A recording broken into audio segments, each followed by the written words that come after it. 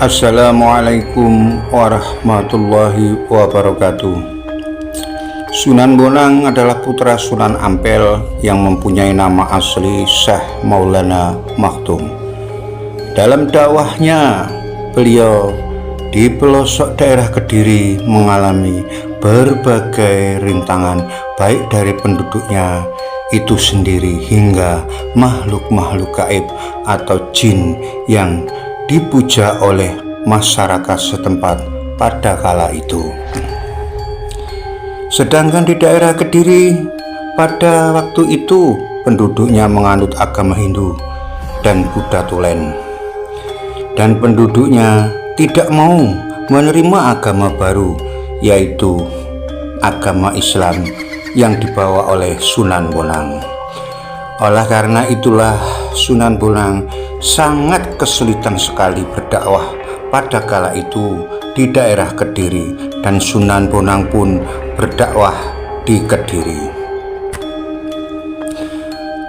Oleh karena itulah Sunan Bonang sangat kesulitan sekali berdakwah pada kala itu di daerah Kediri, dan Sunan Bonang pun berdakwah di Kediri dengan cara yang sangat ekstrim, dengan menggunakan ilmu-ilmu kesaktiannya hingga ilmu karomah yang beliau miliki untuk menghadapi penduduk setempat yang 100% non-muslim. Pertarungan dan adu ilmu kesaktian pun terjadi, baik dengan manusia biasa hingga raja-raja jin yang menjadi sesembahan masyarakat setempat pada kala itu. Menurut kutipan buku Sunan Bonang Wali Karomah karya Asti Musmah, bahwa Sunan Bonang menggunakan ilmu kesaktiannya dan karomahnya untuk memindahkan aliran Sungai Brantas, dan pemindahan aliran Sungai Brantas tersebut atas izin Allah. Pemindahan aliran Sungai Brantas dilakukan oleh Sunan Bonang disebabkan karena masyarakat Kediri pada kala itu tidak mau diajak masuk Islam. Akibat pemindahan aliran Sungai Brantas tersebut, ada sebagian daerah yang menjadi kering kerontang, tidak ada air sama sekali, sedangkan sebagian daerah lainnya banjir bandang, sehingga terjadinya gagal panen. Dan pada saat itulah Sunan Bonang mendapat perlawanan dari masyarakat Kediri, baik dari para pendekar-pendekar sakti yang ada di wilayah Kediri, bahkan perlawanan dari makhluk-makhluk halus yang dikendalikan oleh para dukun-dukun dan orang-orang sakti pada kala itu. Lawan-lawan Sunan Bonang di Kediri adalah Ki Buto Lucoyo dan Nyai Pencing. Mereka berdua adalah penganut aliran Bhairawa dan Bhairawi. Pada umumnya penganut Bhairawa dan Bhairawi adalah penganut ilmu hitam tingkat tinggi, dan mereka bisa merubah wujudnya menjadi apa saja sesuai dengan apa yang mereka kehendaki. Buto Jaya adalah salah satu dari dua abdi dalam Jayabaya. Nama asli Buto Jaya adalah Kiai Daka. Raja Jayabaya mempunyai dua abdi dalam yang sangat setia, yaitu Kiai Daka dan Kiai Daha. Saat Kiai Daha diangkat menjadi patih, namanya diganti menjadi Buto Lucoyo, sementara Kiai Daka diangkat menjadi senopati perang dan namanya diganti menjadi Tunggul Wulung. Dan pemberian nama tersebut ketika Raja Jayabaya masih hidup. Setelah Raja Jayabaya muksa, maka kedua abdi Jayabaya pun ikut muksa, dan Buto Jaya ditugaskan untuk menjaga Sela Bali atau Goa Selomangseng hingga saat ini.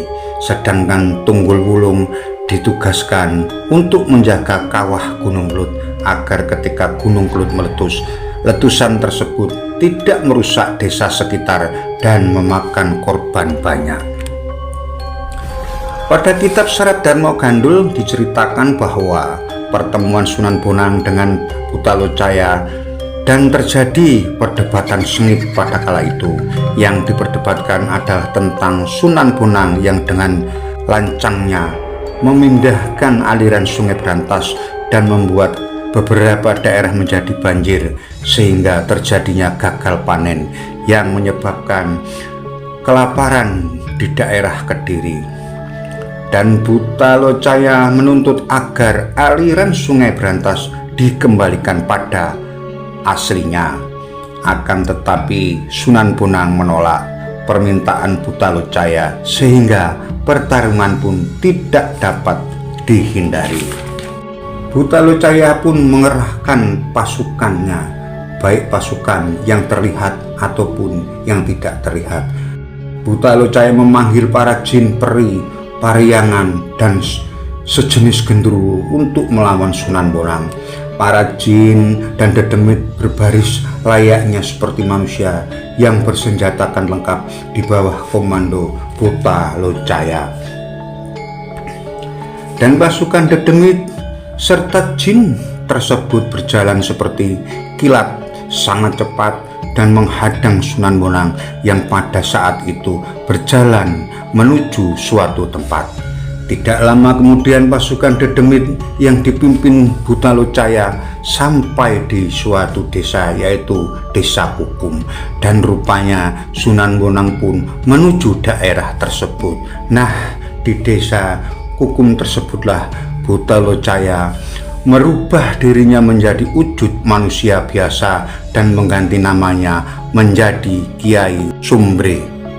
Sementara pasukan dedemit dan lelembut yang berjumlah ribuan tadi menghadang perjalanan Sunan Bonang, sedangkan di tengah pasukan lelembut tadi berdiri Butalocaya yang sudah menjelma menjadi manusia biasa dengan nama Ki Sumbre.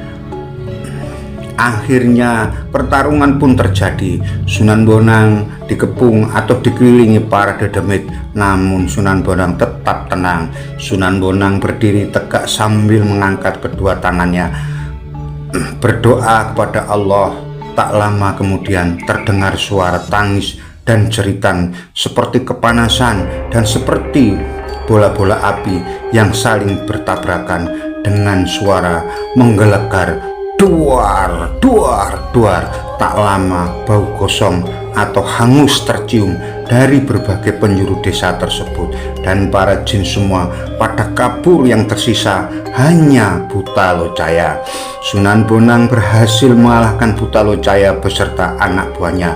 Akan tetapi Sunan Bonang tidak bisa menaklukkan Butalocaya, sedangkan Sunan Bonang tidak betah mendekati tubuh Butalocaya yang menimbulkan hawa panas yang amat sangat. Akhirnya Sunan Bonang meninggalkan tempat tersebut, dan beginilah cerita sejarah yang bisa saya sampaikan. Sekian dan terima kasih. Teman dan saudara-saudari yang menyukai channel saya ini, saya mohon bantuannya untuk like, komen, dan subscribe. Atas bantuannya saya ucapkan banyak terima kasih. Assalamualaikum warahmatullahi wabarakatuh. Salam seduluran.